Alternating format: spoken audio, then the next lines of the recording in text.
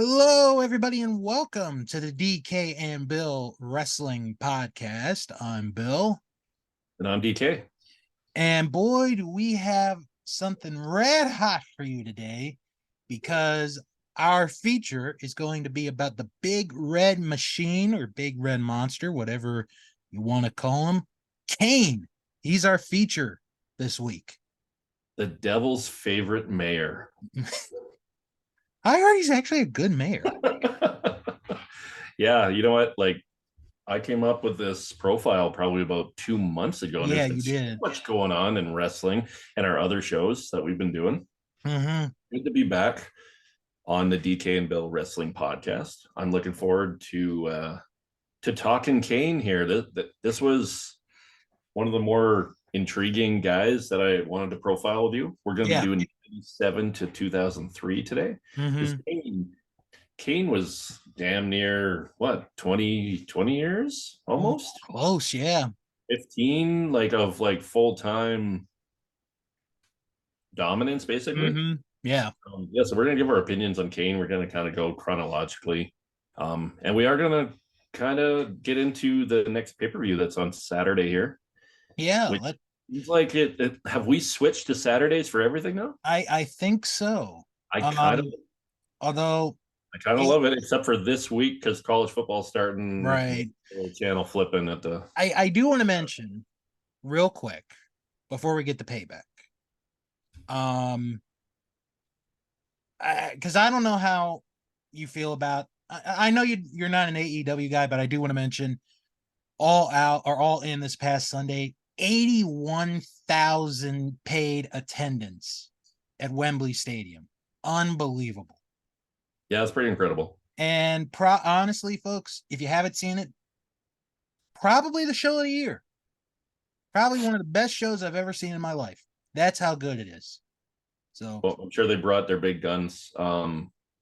Problem with these attendance numbers, it's so hard to believe all the numbers now because they say, oh, well, WrestleMania 32 or the one in Dallas, they're like, oh, it was 101,000 when it was really like 80 something. And there's no way to really verify. 1,000 is incredible. If it was 61,000, it's incredible. Yeah. That company from where they started, basically. It's really and really it's good. Something that was pointed out real quick was they did not include the people who got free tickets. They didn't include any other. It's just the people who paid for the ticket. So major part there. Yeah, that is a big deal. But still 81,000 people. 81,000. That's a hell of a number. And I heard that money is just going directly transferred to Trevor Lawrence. Right into the bank account. You know what? Real quick, because we because we talked, the three of us, JC, we talked about this last night when we recorded our NFL preview show, which you guys should check out. On the history and legacy of sports. History and legacy, JC and Bill, it's all there. Yeah. I had mentioned that WWE this week. So this is technically wrestling related news. WWE this week came out with replica belts of all the NFL teams. It'll cost you a pretty penny, $549. Damn. Well, a bunch of people told them, hey, the Jacksonville Jaguars are owned by Tony Khan's dad. They took the belt off the website. That's awesome. That's petty, man. Jeez. Yeah. That's just petty. That would have been like, you know what that would have been the equivalent to? If they had done these belts 30 years ago and the 95 Braves had won the World Series, and Vince is like, I'm not giving them a replica belt. I don't care if they won the World Series. Superstation. Ted Turner can suck a long one. I'm not in the wrestling business. Okay, Vince. Okay, we got it. Yeah. I totally lost my train of thought because we're doing football. We're doing. Yeah. Okay. we're So in- so um, we okay. So All In was great. yeah. Since we haven't recorded since, we gotta send our condolences to Yes. the Wyndhams, Yep. and Terry Funk. Yep. There's it was a rough week, It honestly. was. Especially in wrestling. Like Bob Barker passed away too. Oh man, I That, know. that was The crazy. best guest host ever. Yeah, yeah, that Like is when technically people say wrestling that, it's the truth. He was the best one they ever had. for Oh, sure. Seth Green was close. I liked him. there was a couple others that I remember being. But okay, so I gotta tell you about this tweet. Okay, so I think I know what it is, but go ahead. okay. Um, so he passes away, Bob Barker, 99 years old. I can't remember who said it Yeah, it doesn't matter, but it was like he got as close as you could without going over $1. dollar. And I favorited that, I retweeted it, I shared it on Facebook, I put it on Instagram. Like that is the shit. Yep, that was great. Condolences, Was. Yeah. obviously. Um. And Bray Wyatt, that was such a Oh, shocker. Like we were like in our last episode was our SummerSlam preview. yeah. We weren't able to do a post show because I was on vacation, and then it kind of got too far. Right. So we decided to just scrap it this year. We were talking about Bray Wyatt returning at SummerSlam, and kind of oh, I hope he comes back as Bray Wyatt, not the Fiend. Mm-hmm. I remember saying that. We were both kind of like, who's going to return? We thought there'd be a big return. We thought maybe Randy Orton, thought maybe Bray Wyatt, and then 3 weeks later, Bray Wyatt is gone. Like it's Where shock. 36. Where were you when you found that out? I believe it was a Friday night when I heard about it. My parents had just come into town because there were fires in British Columbia where they live. Right. So it was kind of like, we got to get in the car, we got to leave. So yeah, I left work and I wasn't paying attention to anything else. And then I saw on Facebook, just rest in peace, Bray Wyatt. And I was like, oh, maybe he got fired again or something. Like, what does this mean? And then I saw on another wrestling page, and then they had his real name. And then I kept scrolling, and I have a lot of wrestling pages in my feed. And it was all over the place. I'm like, oh my God, what's going on here? Yeah. And yeah, and then the news started trickling in. It was a Friday night. We were kind of having a good time, and I was like, holy damn it. I was in this room, this exact room where I record all my podcasts, which I'm actually thankful that, from moving, when I did record, I was in the basement and you'd see people coming in and out. I'm in my room. And you don't have the walk-bys anymore. Oh yeah, that's true. I was watching TV with my nephew, my youngest nephew, and we're having a good time. And I was going to get ready to record 20 minutes with another friend of mine, and my phone kept going off. I'm like, okay, this is a little bit unusual. So I get a text from a friend of mine. We've known each other for 30 plus years, and he tells me Bray Wyatt died. I'm like, whoa. Because I wanted to check to be like, okay, is this true? I'm not saying that I didn't, Yeah, you never know though, right? Right. Because I'm like, hold on. And then I saw that he did, and I'm like, oh my God. And the fact that he's 2 years younger than me. I'm 38. He passed away at 36. Yeah. And he had 4 kids. And I'm like, oh man, that's just And then this week the news came out that he passed away in his sleep and was not wearing his heart defibrillator. And I'm just like, oh man, just breaks your heart, So is that something that he was supposed to sleep with? Yeah. And is that a reason why he hasn't been around? Yeah. Had some heart Well, issues. what happened was he had contracted COVID earlier this year. Yeah. This is the report that came out. Yeah. He I had heard about contracted COVID earlier this year, and he had health issues because of COVID.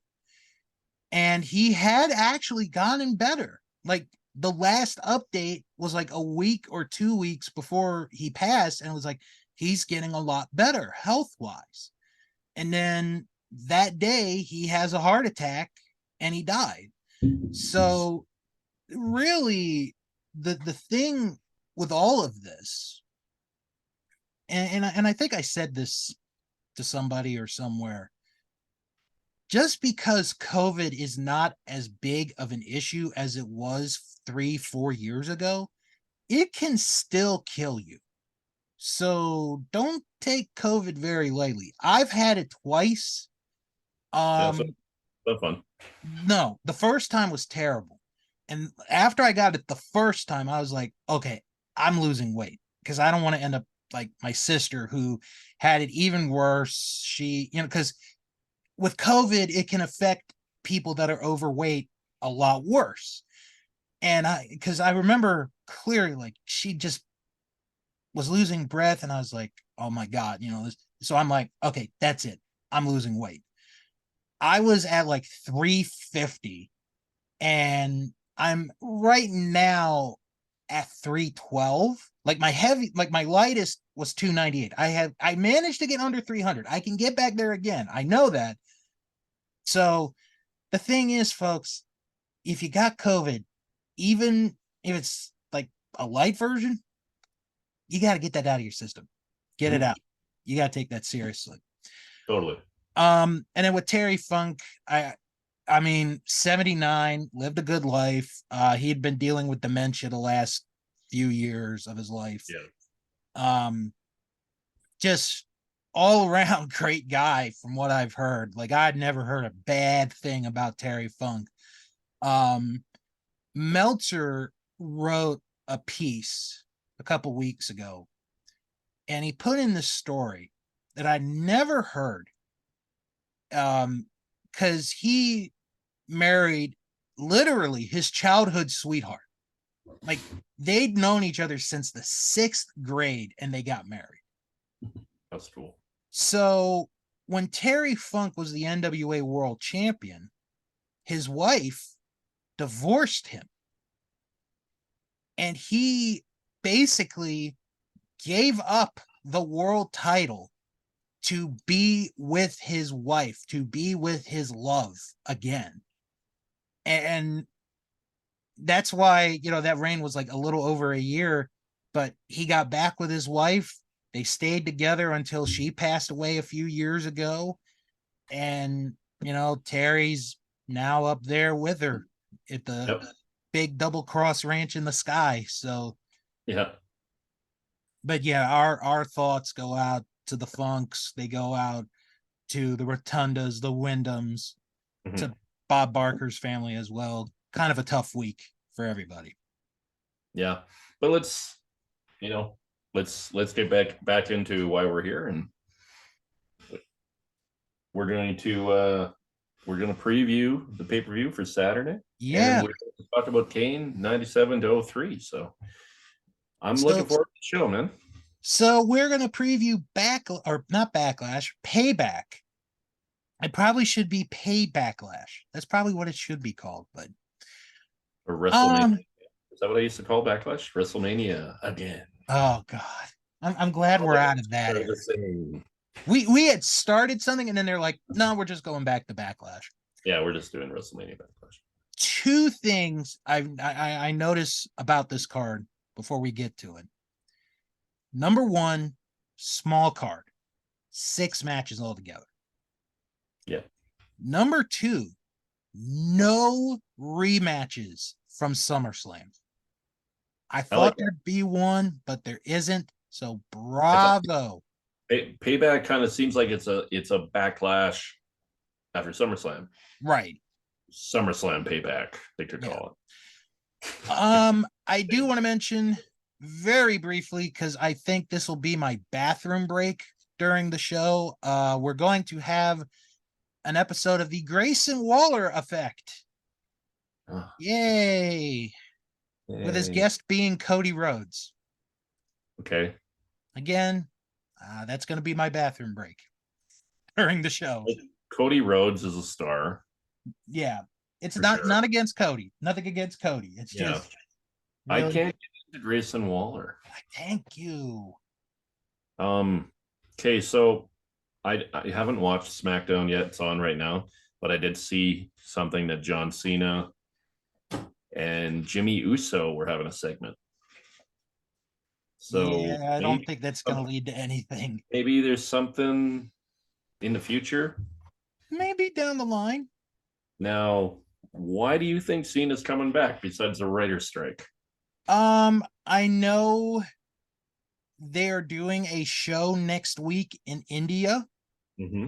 and he is going to be on that show in India. It's not going to be a pay-per-view. It's just exclusively for the people in India. So it's an India house show with stars. Yeah. Not on TV. Not on TV. Okay, so Cena probably has a big match with somebody, maybe. Yeah, I don't remember who it's against though, but They must have paid good money to get him there. I don't even know what the time difference is India? for me and India. I don't know. I'll look it up after the show. Yeah, is there a way to you can't watch this, right? Right, you cannot watch the show. So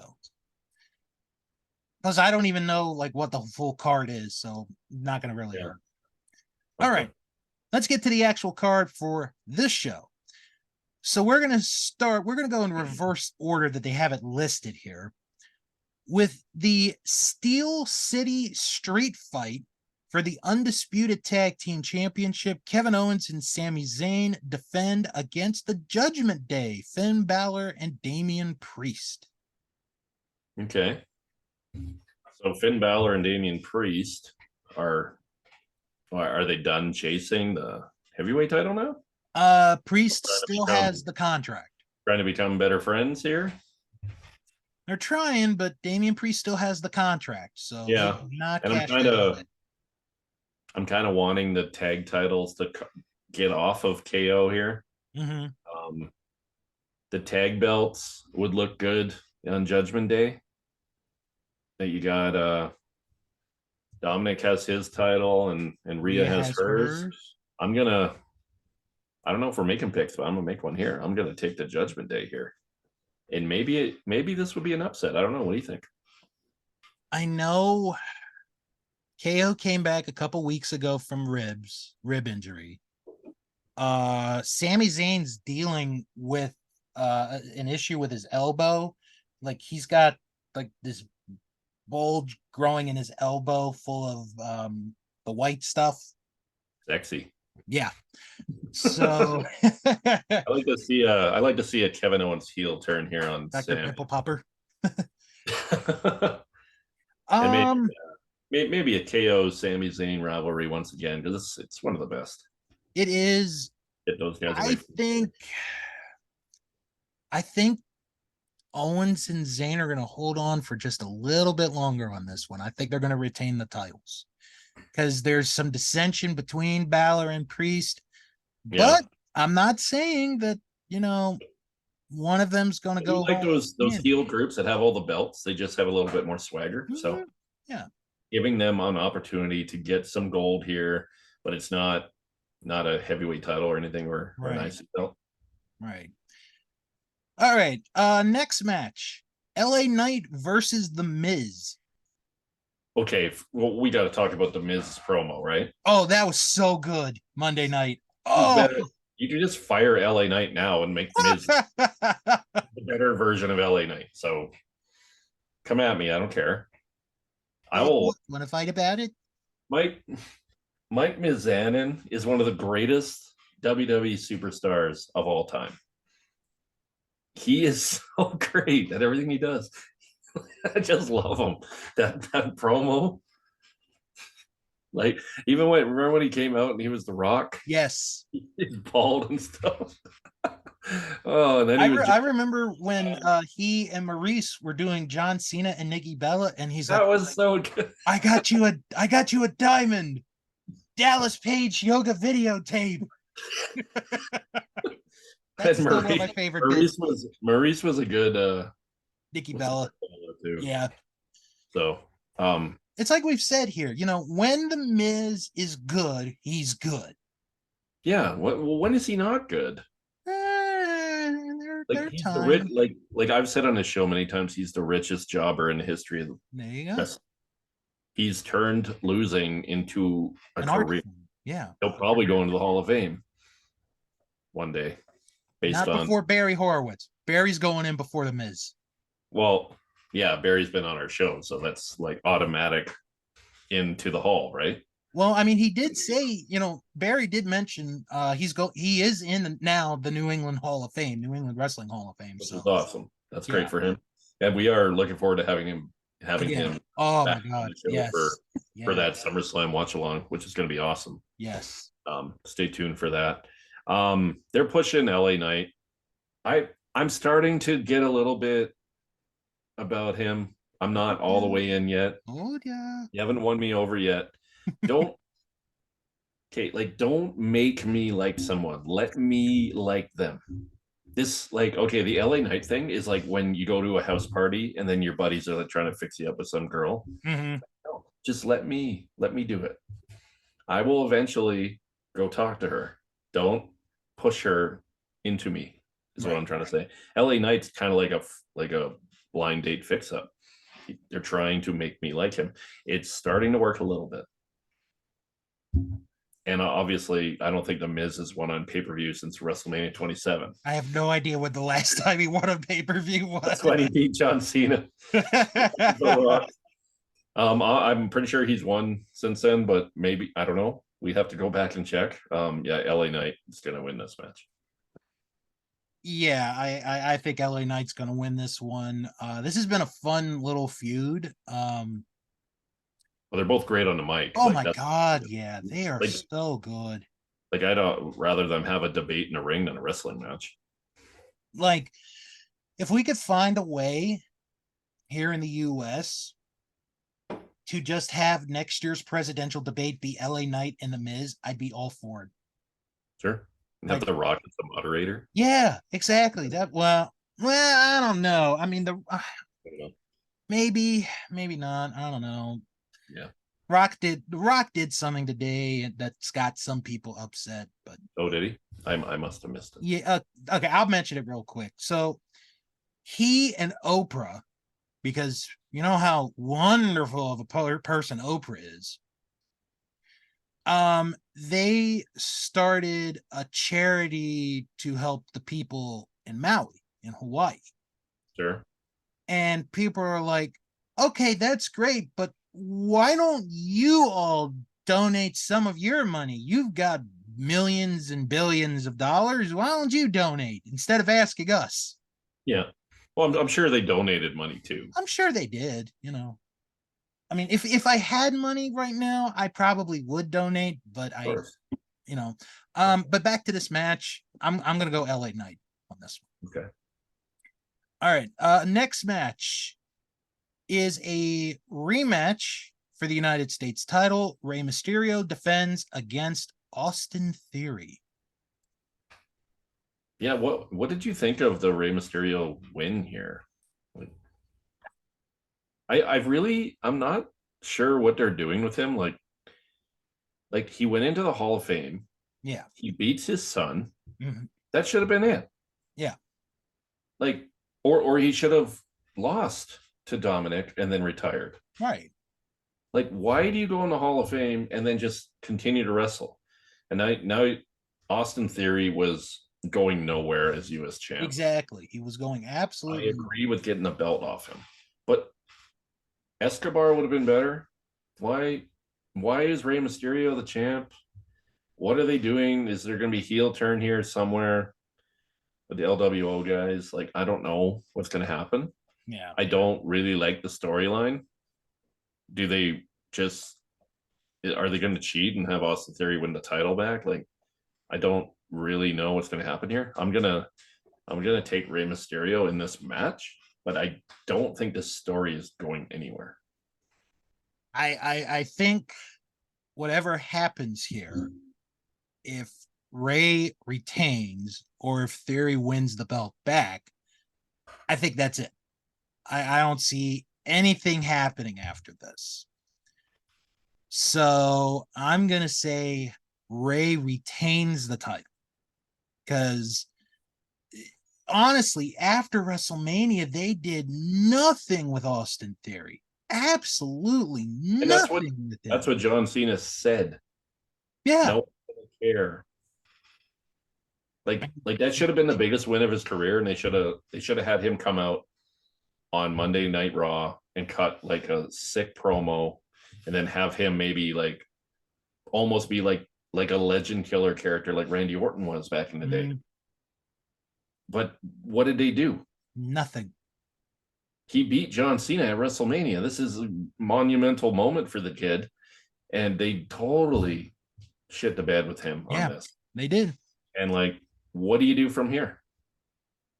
I don't think he has the charisma and the wrestling skills to like be that one of those guys. So I don't know what's going to happen with him, but I think what it is, the difference is when Vince was in charge, Vince was really high on Austin Theory. He was. He really was. I think he saw him as the next guy to the throne. I don't think Hunter sees anything in Austin Theory. I really don't. Yeah, because like when Vince was running things, he had that segment at WrestleMania with Austin Theory and Pat McAfee and Stone Cold was part of it. He was the semi-main event of that WrestleMania. Yeah. And then he faces John Cena the next year, and it totally backfired. I don't know. I agree with your take on Vince McMahon, though, for sure. All right. Next match for the Women's World Championship, Rhea Ripley defends against Raquel Rodriguez. Has this been the most boring women's reign of all time? It has, and it should not be happening to Rhea. It really should, because she's good. She's good. Really good. But when you're a dominant heel, how like you can't just keep running over the whole division. Like I don't know how I would have booked this differently. Raquel Rodriguez is probably an intriguing opponent, but I don't give her 0.5% chance to win here. You got Raquel Rodriguez versus the entire Judgment Day, basically. That's how it's going to go down. And that's the problem with all these title reigns that are getting longer and longer and longer. These mid-card, I call them mid-card pay-per-views, they almost become a little bit unwatchable because you know the champion's not going to lose. So I'm taking Rhea Ripley all day here. All right. Before I go into my pick, I'm going to pull up the women's division for Monday Night Raw. Sure. From WWE.com. Because, they really do a great job of updating, All right. So here are the people that Rhea could face or has already faced at some point in time during her reign. And I'm going, you know what? I'm going to do reverse order because I'm going to save the first one for last. That'll be her WrestleMania opponent. Right. So there's Zoe Stark. I think they could have a good match, but she's busy with Trish and Becky at the moment. So she's a heel as well. You're not going to go heel. Right. Xia Li, who I think has gone missing since she's been drafted to Raw. Yeah, I haven't seen her. Valhalla, who is managing the Viking Raiders, even though she's a good wrestler, I just don't see know who that is. Yeah. Trish Stratus, I just don't see them doing that match. I think after Saturday, Trish is done. this Trish Stratus run has gone too long. I can't believe I'm saying that. Well, we'll be talking about her in a little bit. Tegan Knox, haven't seen her on TV. Nope. Sonya Deville, unfortunately, she's out of action. She tore her ACL recently, so. Shayna Baszler. Now that one would be good. Rhea and Shayna. I would like to see that match. And you capitalize on her win over Ronda. Yeah. Which we kind of shit on the build to that match, but they kind of had to do it quick. That's maybe down the line. Maybe they don't want to use that match. Right. They want to wait till like Survivor Series or yeah, Rumble. that's what I was thinking. Okay, so we have Raquel Rodriguez. Piper Niven. She just came back on TV, so give her some time. I could care less about her. I don't like. She doesn't do anything for me, Piper Niven. Okay. I don't know. Nikki Cross. She's on and off TV.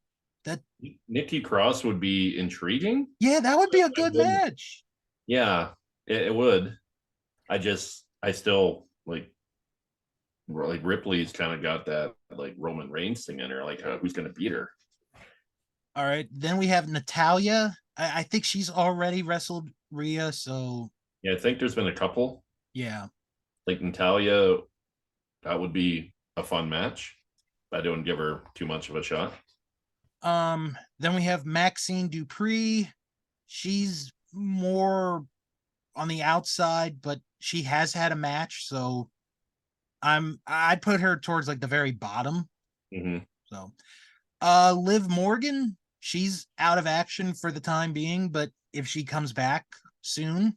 Yeah, I could see Liv as the match before the match we're going to talk about. Right. Caden Carter and Katana Chance, they're a tag team right now, so I wouldn't split them up, honestly. Indy Hartwell, she's already had a couple matches.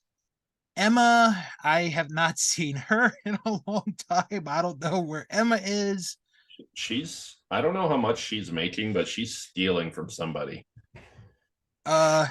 Chelsea Green. Okay, now Chelsea Green would be a fun one, just because of her gimmick.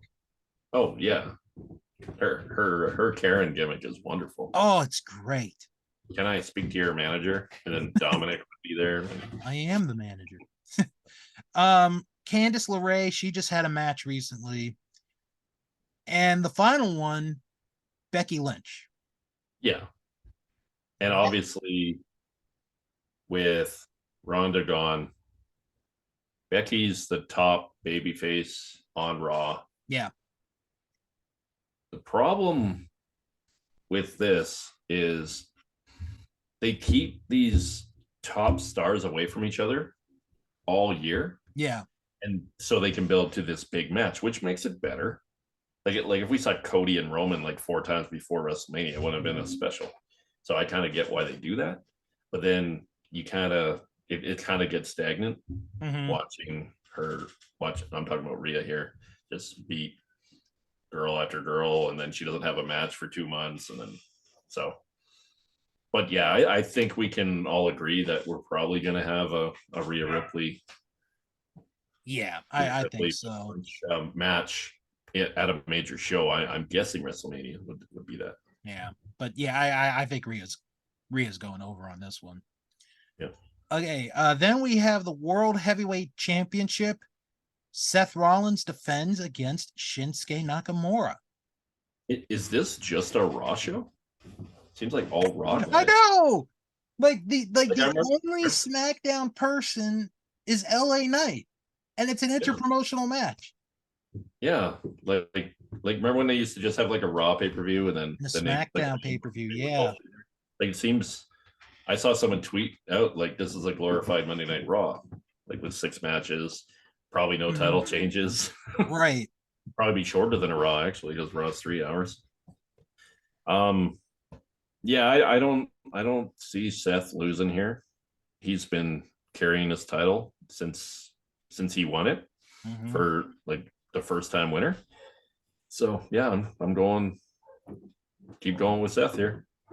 I think this is the best booked match of the entire show, because the last couple of weeks Shinsuke's had these promos and he's made you believe, okay, he could beat Seth.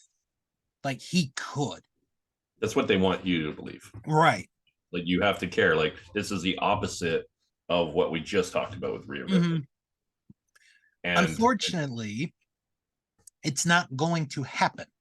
Seth is going to win. However, he sounded just like Paul Heyman there. However, Okay. I'm going to go back to earlier. Finn and Damian lose that match. Damian's cashing in the briefcase and is going to win the world title. Really? Yep. Seth is beat up physically. I think he's going to take a little time off. Priest is going to win the world title. And then this coming Monday, they're going to kick Priest out of Judgment Day.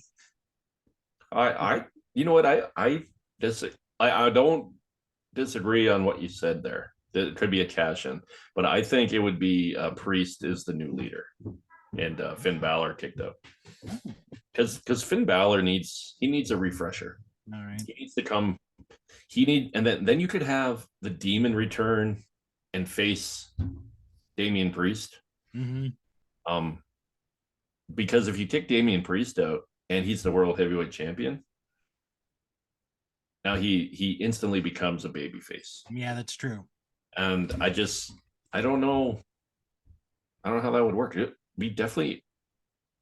be a fun scenario. Mm-hmm. All right. And the final match, Becky Lynch versus Trish Stratus in a steel cage. So is this the main event? See, I'm it's so weird because the way they have us listed, they got Becky and Trish at the top. I don't know. I think Seth and Shinsuke is the main event, I think. Okay, so this is what I think. No one even asked me what I think, but I'm going to tell you anyways. All right. This match should have been at SummerSlam, but there's too much going on at SummerSlam, so they saved it so that it could be the main event of Payback. I wouldn't be surprised if Seth and Shinsuke were like earlier, like maybe in the opener or something, which would be kind of crazy, but I wouldn't be surprised. I do think, and especially if this is Trish's like last thing here on this current run that she's on, be kind of cool to see.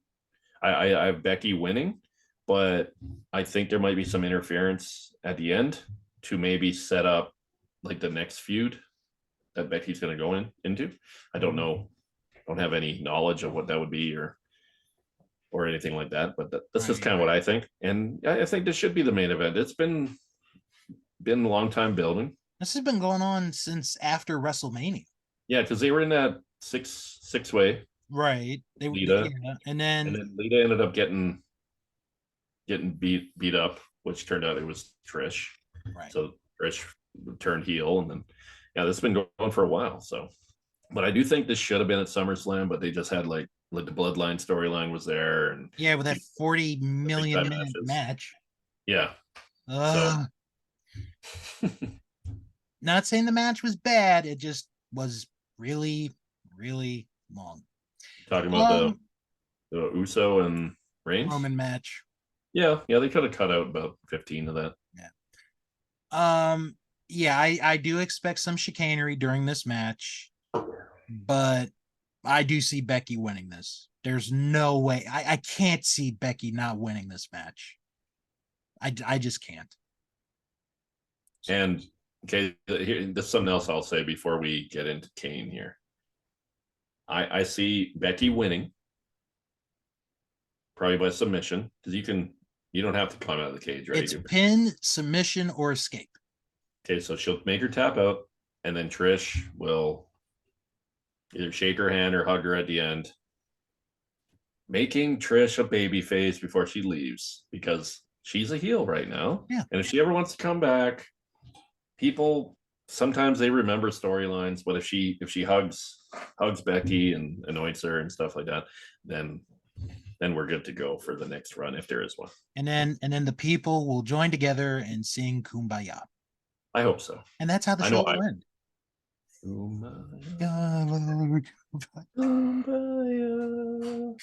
I think that'll happen before the writers and the actors reach an agreement with the TV and movie studios. That's what will happen first. All right. Okay, so let's get to Kane. I kind of forgot that we were good. It was like I kind of forgot, but I didn't forget we were doing Kane today, and I just wore this red shirt.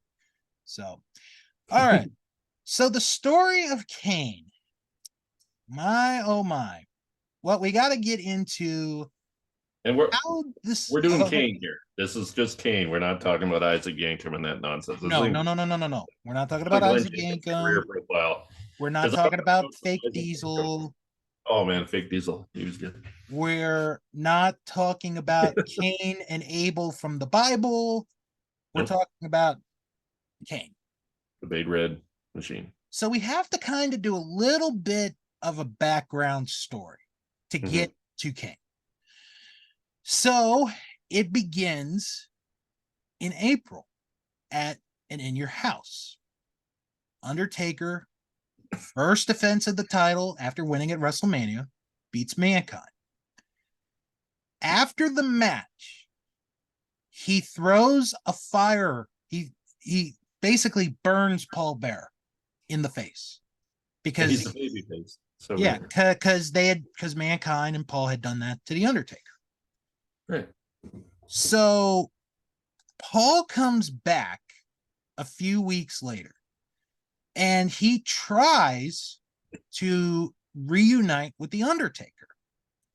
And Undertaker's like, no, I won't join you. So Paul then threatens the Undertaker and says, if you don't join me, I'm going to reveal your deepest, darkest secret to the world. So Undertaker begrudgingly joins up with Paul Bearer again. And they're together for about a month and a half before the Undertaker has enough. And I think he chokeslams Paul Bearer. And Paul Bearer is like, all right, next week on Raw, I'm going to tell the world your dark secret. So we get to the next week. Paul Bearer's in the ring, and he tells this story about the Undertaker and his little brother. He had a little brother. Name is Kane. And Kane looked up to the Undertaker. You know, lived with their parents, and Paul Bearer was working. I believe was the story. He was working with the Undertaker's family. Yeah, at the funeral home. At the funeral home. One night, the Undertaker accidentally sets the house on fire. And on this night, both of his parents died, and Kane died. And it was the Undertaker's fault. That's what Paul Bearer says. So on that same Raw, this is the same episode this all happens. Paul Bearer comes out for a match. An Undertaker comes out, and he confronts Paul Bearer. And he's going to beat up Paul Bearer. And then Paul says the magic words, he's alive, Undertaker! Your brother, Kane, is alive! So it's like, oh. Damn. Oh. All right. And if you remember, when The Undertaker debuted, he was Kane, the Undertaker. Exactly. So if you want to really look into it, it's like, okay, well, maybe he was like So something for his brother when he debuted. right. So for the next several months, Paul Bearer teases that Kane is going to come and he's going to get the Undertaker. Then we get to the night of Bad Blood in Your House. And this is probably the best, well done debut of all time. Probably. Because I know you said at the beginning this is your favorite. Before you get to this part, I want to just say something. Go ahead. So all this was like all this Kane talk, Kane is coming. Mm-hmm. That was like around July. Yeah. So I honestly thought Kane was coming at that SummerSlam main event. Mm-hmm. And then when he didn't come and Brett won, Sean did the whole thing. And then you have Sean and Taker at Ground Zero. I kind of forgot about the Kane stuff. They almost like that's what I was about to say. Well, I apologize for stealing your take, but like I always thought that. I'm like, that was brilliant because they started disguising it because then you got this Shawn Michaels Undertaker thing. And people, I think, like I know for one, I forgot about the whole Kane stuff. Yeah, I did too. And you know what? I think that's the first time you've admitted to me that you thought Kane was going to come at SummerSlam. I'm glad they didn't do that because I think it would have ruined that match that we did a long time ago, Kane or Undertaker, Bret Hart. Yeah, like if Sean wasn't the special referee, if it was just Kane versus Bret or Undertaker versus Bret, maybe he could have done something like that, and then that's how Bret wins. But then Sean, like let's say Sean just like he's not coming back, let's say. Yeah. The whole 97 thing doesn't happen. That could have been a way to debut, and that's probably what they would have done if you think about it. Maybe. But the way it went down was perfect. And like I said off camera to Bill, I think the Kane debut is the greatest in all of wrestling. Chris Jericho is a very close second, but I really like the Kane debut here at Bad Blood. So, and we've actually watched his debut. We did a watch along, which is in the archives. You guys can check it out. Yeah, I think that was like for anniversary of yeah, something, right? I believe it was. Yeah. So Kane makes his debut, and you know we get the famous Vince line. It's gotta be Kane. I can't really do it in my a question for you about that. Yeah. I think it would have been better if it was silent, no commentary, and just like you listen to the music and you see this figure coming out, like without like Vince yelling, "It's got to be Kane," because then you kind of almost thinking like maybe like forgetting about it, and then I don't know. I've heard that argument. I just don't know. I don't know if it works without. Like, I know, like I listened to another show and Bruce Pritchard, who's like one of the producers, he like hated how Vince was saying that. Like he wanted it to be silent too, and then that's when I started thinking about it. I'm like, you know what? That's a pretty good idea. Like, always curious what you thought about that. I mean, I think I'm on the fence. Okay. Because like, obviously it turned out well. Oh my God! Like, this ends up becoming perhaps the greatest story they ever do. Yeah. Perhaps. Yeah. So in the Kane 90s. comes out. He rips the door off the cell. Yeah. Undertaker has this look on his face like, holy shit. It's real. Yeah. Kane has the same powers as the Undertaker. And he tombstones him and costs the Undertaker the first Hell in a Cell. And what I really liked about it was like a Taker was like staring at Kane, right? Mm-hmm. It's like you have like a relative and you haven't seen him in a long time, and then you run into him at like a family reunion or something, and you're like, you still look the same, but you're older now. Like that's kind of like the look that Undertaker was giving him.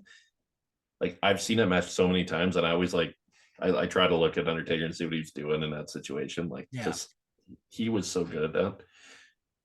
But I think what does make that perfect is what you said, is as a fan, if you were watching it like we were at the time, you completely forgot about this. Yeah. Because it's Taker and Michaels, winner gets a title shot at Survivor Series. Yeah. And it's inside this structure that's never been done before, and it's an amazing match. I mean, I think we both said it's a 5-star match. Freaking Meltzer gave it 5 stars. Yes, Meltzer gave it 5 stars. He hasn't given a match in North America 5 stars besides that match and Brett and There's a Brett few others, but Austin. it's very rare. Okay, so let's go back. This is a Kane episode. Let's but now get I'm like kind of criticizing on Bad Blood. Hey, what you knew Brett was facing the winner of this match, right, in Montreal. Everybody in the world knew it was going to be Shawn Michaels. I did not think Kane was coming back here. I forgot about him. Exactly. I really did. And I was like, how the hell is Shawn going to beat Undertaker in Hell in a Cell? Is China going to come out? Is Triple H going to come out?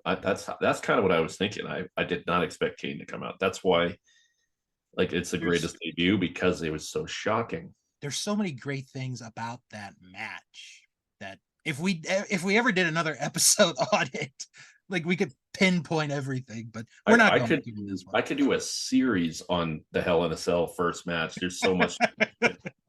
Hey, fun fact about this night that I've told you. I don't know if I told you on an episode, but I know I've told you about it. Mm-hmm. Glenn Jacobs almost missed this show. That's right. He had car trouble. That's right. No cell phone. His car caught on fire, which is kind of funny because he's a red machine. And he puts his arms down and there's fire. Like, maybe he was doing that in the car. I don't know that. Yeah, and then he called a buddy of his, and he's talked about it on the network. Like, this is my big break, and I'm not going to make it, and I'm going to get fired. This is like the night it's going to happen. Yeah. And like, when he signed this thing, it was like a 3-month contract or something. He was going to do the thing with Undertaker and then maybe get to WrestleMania, and then that was going to be it. Right. And then it turned into something else that we're going to get into here. But I just thought that was really interesting how he almost missed the show. So after this night, Kane goes on the ramp. He goes on a warpath. He does not give a damn who is in the ring. He is going to kick your ass. It was must watch on Raw. It was, because you never knew when it was going to happen. Yeah, he just walked out and like there was a tag team match going on. He walks in, slams everybody, and then the people are freezing like, oh. So one of Kane's first victims was Dude Love, and Dude Love got taken out. Yeah. However, Mankind wasn't going to have any of this.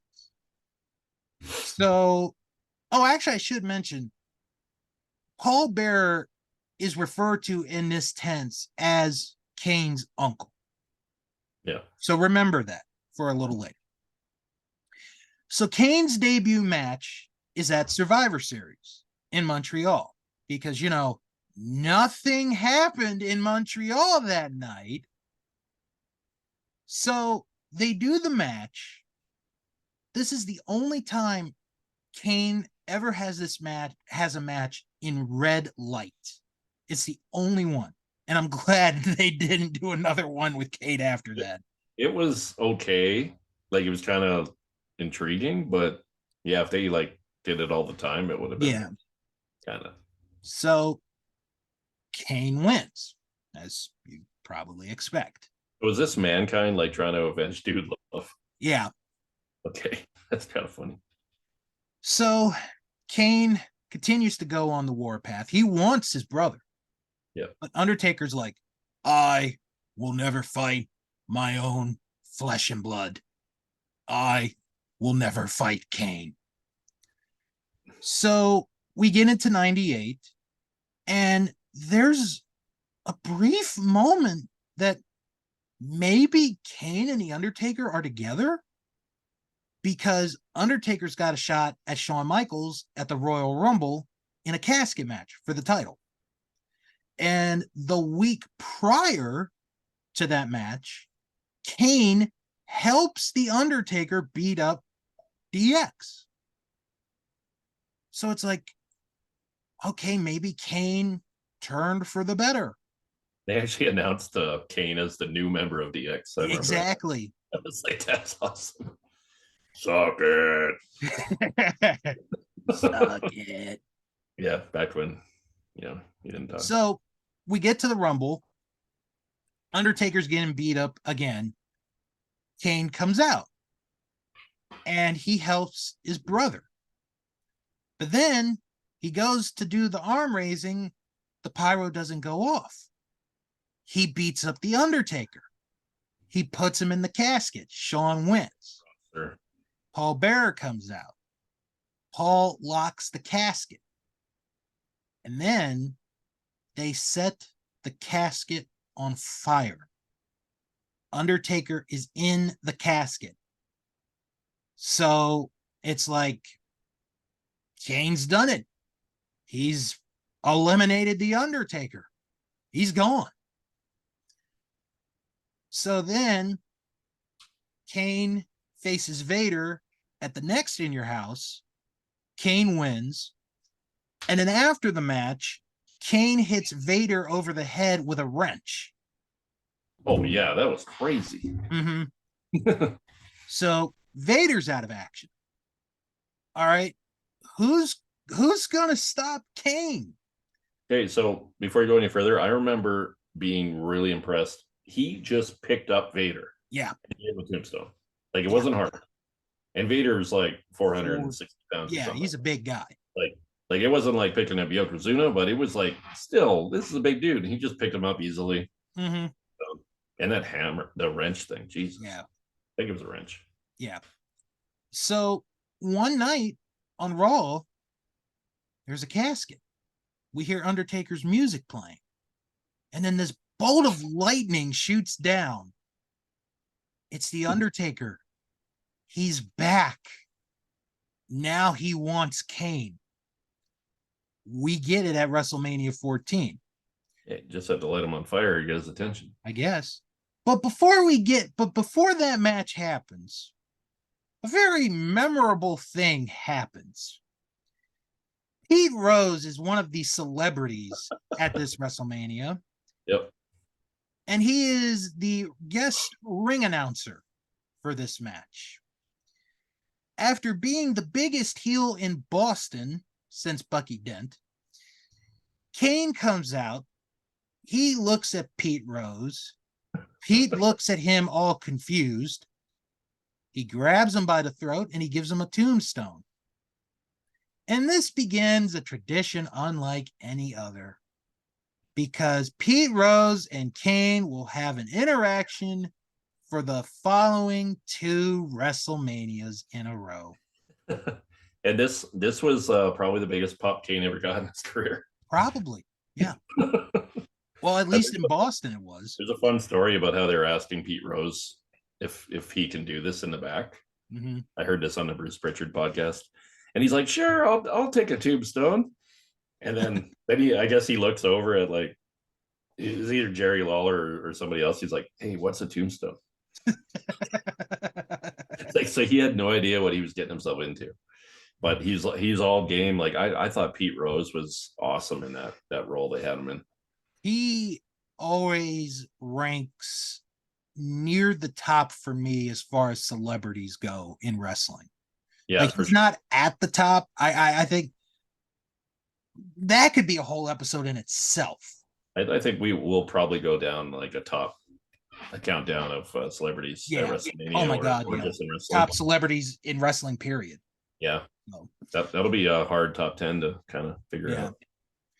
So anyway, yeah, so we have Pete Rose. Crowd's going nuts. I loved it. Like, the crowd's going nuts. He's the bad guy, and then Undertaker's music hits, and then everyone started hating Kane again. Exactly. Like the city of losers.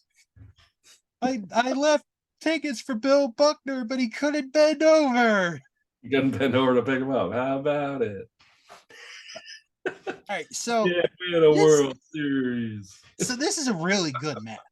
Like, I actually enjoy this. Yeah. Kane hits the tombstone on the Undertaker, but Undertaker kicks out.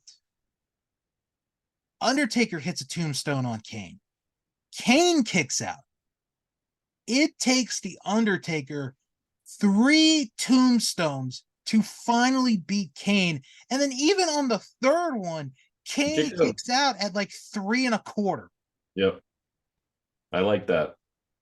So I like the commentary in this match too. It like made it really good. yeah. So this feud is far from over. So the next month, they have the rematch at an In Your House. But it's not going to be an ordinary rematch, because you see, this is going to be an Inferno match. All right, that's cool.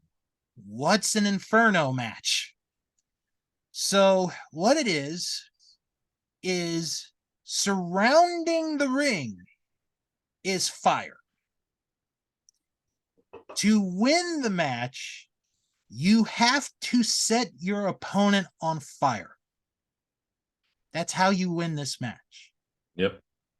And it's like, I would hate to have been the people in like the first few rows. Yeah, this was pretty bad. It must have been like over 100 degrees down there. Yeah. So Undertaker beats up Paul Bearer, beats up Kane. Kane goes backwards into the flames. Kane is on fire. Undertaker wins.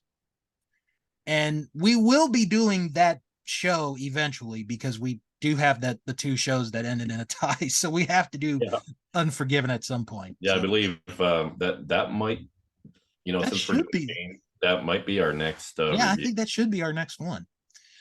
So after that, we have a story that comes kind of out of left field, because Paul Bearer does an interview with Jerry Lawler in the back. After the interview is done, the cameras are still rolling. And Paul Bearer says to Jerry, I used to do it with the Undertaker's mom. Why would he refer to her as the Undertaker's mom? So now I used to do it to the Undertaker's mom. So now, wait a minute. Is Kane Paul Bearer's son? So they do a blood sample, they do a DNA test before Maury made it famous, and Paul Bearer is indeed Kane's father, which means the Undertaker is the half brother or the step brother of Kane. Yeah. So Kane, he's got a big opportunity, after finding this out, because he's going to challenge for the world title at King of the Ring 98 against Steve Austin, which we've reviewed.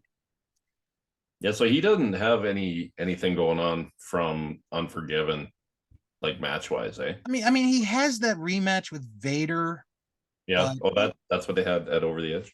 Yeah. Yeah, I couldn't remember. Like I knew that he did the Unforgiven match, and then he challenged Austin. Right. So the week of King of the Ring, Vince McMahon changes the match, because it's not going to be a regular match. It's going to be a first blood match, where the only way to win is to make your opponent bleed. Mm-hmm. And then Kane raises the stakes a little bit. And this is the first time we hear Kane talk. So he has this voice machine, voice, defibrillator, or whatever it's called.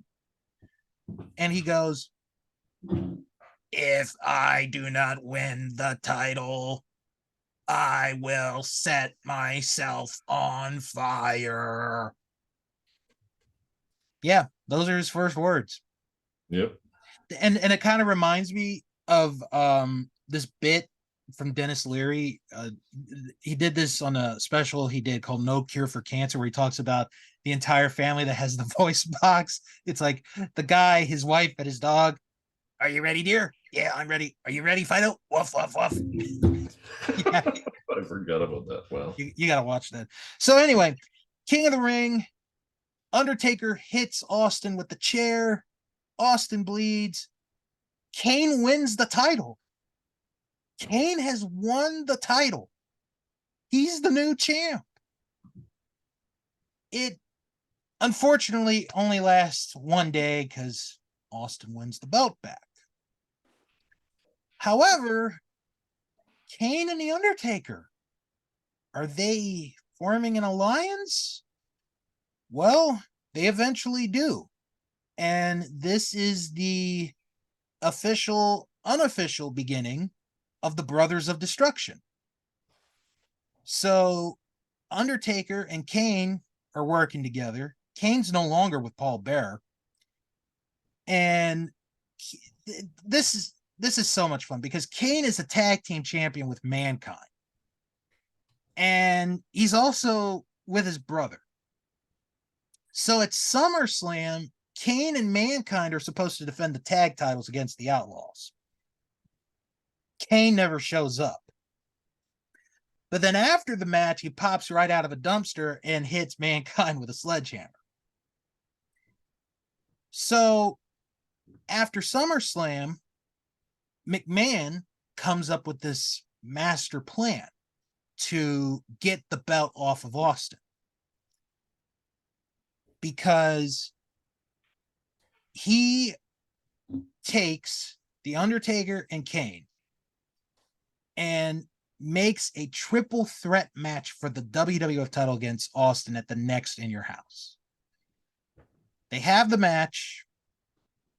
Kane and Undertaker beat Austin. Austin's lost the title.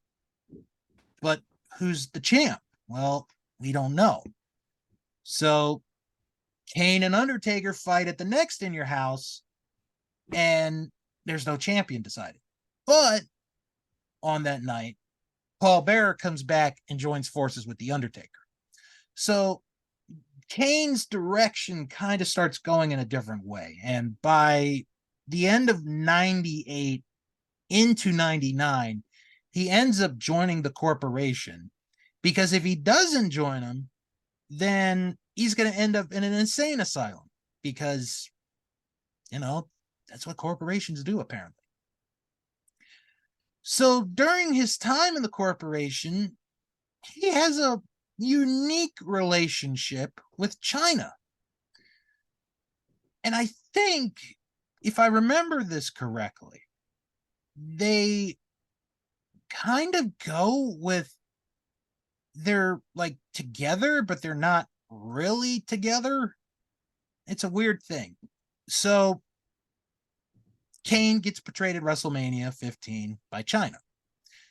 However, Kane ends up forming an unlikely tag team with X-Pac. And they end up beating Jeff Jarrett and Owen Hart for the tag team titles. And they become a pretty good tag team. And they have this really long angle, I think, for like the majority of 99, where it even gets to the point where X-Pac tells Kane, you don't need that voice box to speak. You can speak on your own. And then when he does, he's like, suck it. So it's kind of funny. Eventually, Kane falls in love. Aw, Kane falls in love. Isn't that nice? Yep, he's dating Tori. And the friendship between X-Pac and Kane is over. So Kane now has a new person to fight for, being Tori. Not Tori Wilson, Tori. And they become an interesting item.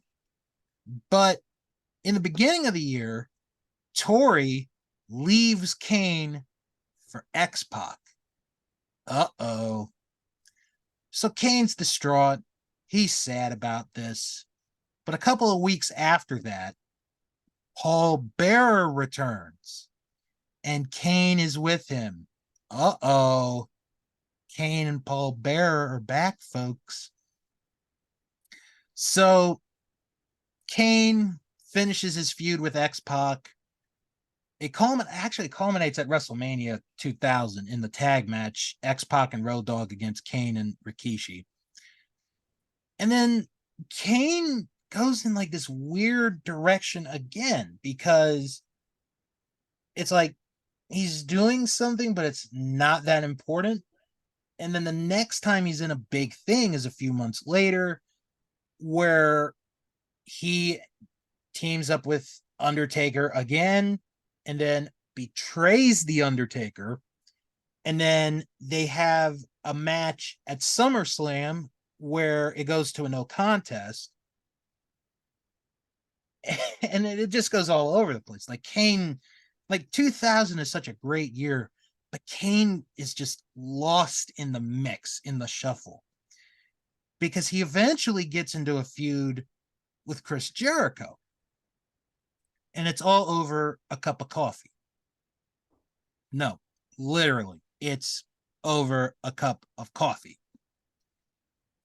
So they have a feud for a couple of months, and then Kane and The Undertaker reunite, and this time it's for good, or at least we think it's for good. So 2001, Brothers of Destruction, Kane's in the big angles. He wrestles Triple H for the Intercontinental title, beats him for the Intercontinental title. He helps his brother face Diamond Dallas Page, who'd been stalking the Undertaker's wife in the story. And Kane's a big player. Like he's in the main event of Invasion in that 10-man tag. He's in the main event of the Survivor Series, the winner takes all match. So he's constantly in big situations. So by 2002, Kane takes a break because he's kind of been on TV almost nonstop for close to 4 years, or 4 years exactly. So towards the end of the summer of 2002, Kane returns. However, he's got a new mask because now he can talk, because his whole face was covered, but now his, the mouthpiece is gone. And Kane he's on fire, to pardon the pun there. So he comes back, wins the tag titles, wins the Intercontinental title. And he's going into this big match with Triple H at No Mercy to unify the World Heavyweight title and the Intercontinental title, which I'm going to tell you, folks, is one of the 5 worst things WWE ever did, was like retire the Intercontinental title. One of the dumbest decisions ever. But yeah, we got to touch this subject, unfortunately. On the road to this match, Triple H brings up a young lady by the name of Katie Vick. Yep, this is the Katie Vick angle. So the whole story is Kane and Katie Vick were really good friends. They get into a car accident, and Katie Vick passes away in this car accident. And it's, Kane's fault, or at least that's what Triple H says. So they have the match. Triple H wins the Intercontinental title, unifies both belts. The next night, however, is almost the reason I ended up stop watching professional wrestling, actually, because Triple H insinuates that Kane had intercourse with Katie Vick's dead body. Yeah. That almost turned me off. for good. So Kane, the rest of the year, again, kind of gets lost in the shuffle. So we get to 2003. Kane teams up with Rob Van Dam. And the night after WrestleMania 19, Kane and Rob Van Dam win the tag team titles. So Kane's a tag team champion again. And they have, it was about a 2.5 month reign as champion. So they lose the tag titles. Then the night after, Triple H Kane challenges Triple H for the World Heavyweight title. However, Eric Bischoff, the Raw GM, threw in a stipulation. If Kane loses this match, he must unmask. So we go to Raw the next week. Madison Square Garden, New York City. Title versus mask. Kane does everything he can to win this match. Unfortunately, he loses.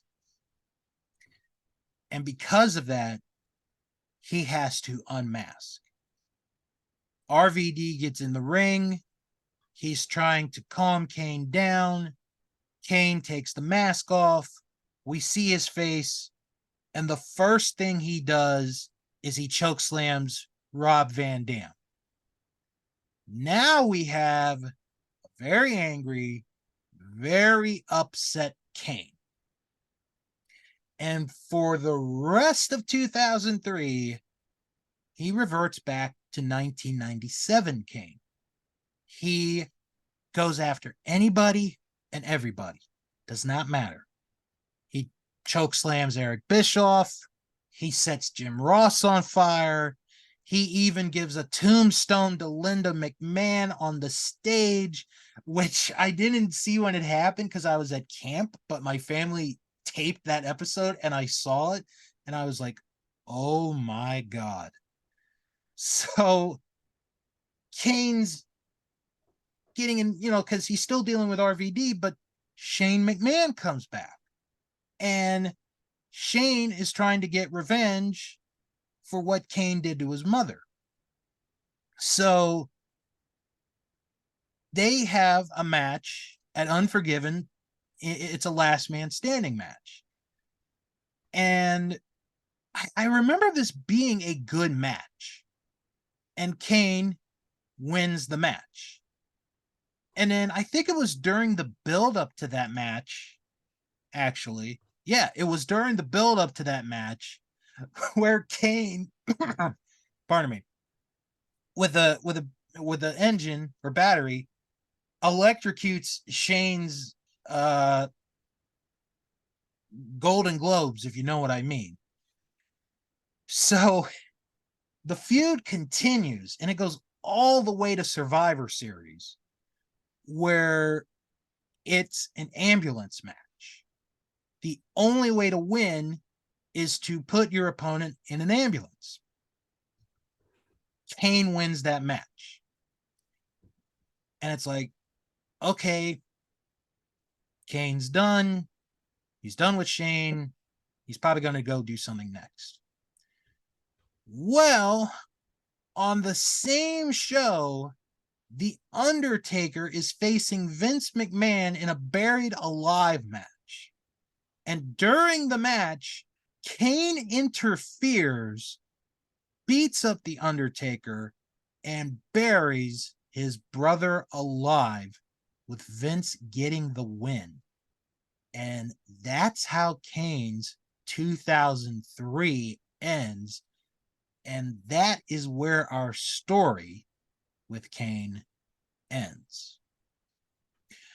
So I want to mention real quick, during this run 07 or 97 to 2003, Kane, he wins almost every belt you could think of.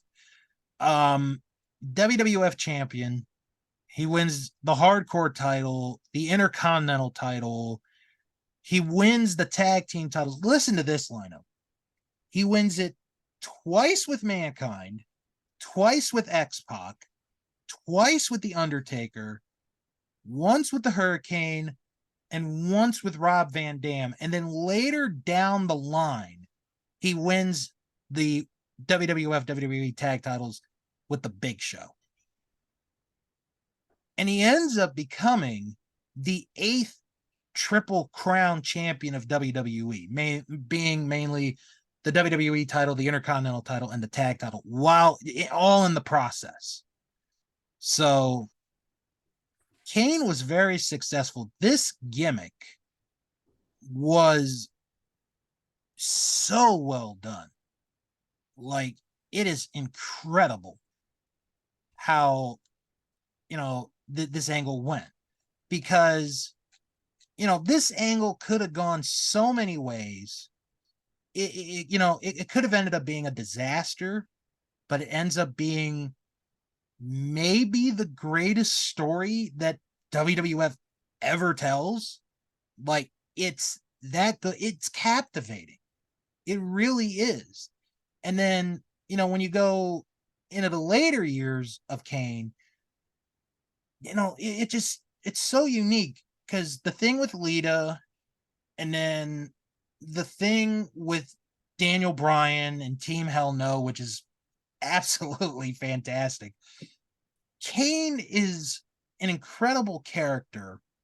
He's never going to have a 5-star match, but that character is so good. And DK brings up such a great point. It could be the greatest debut in the history of wrestling.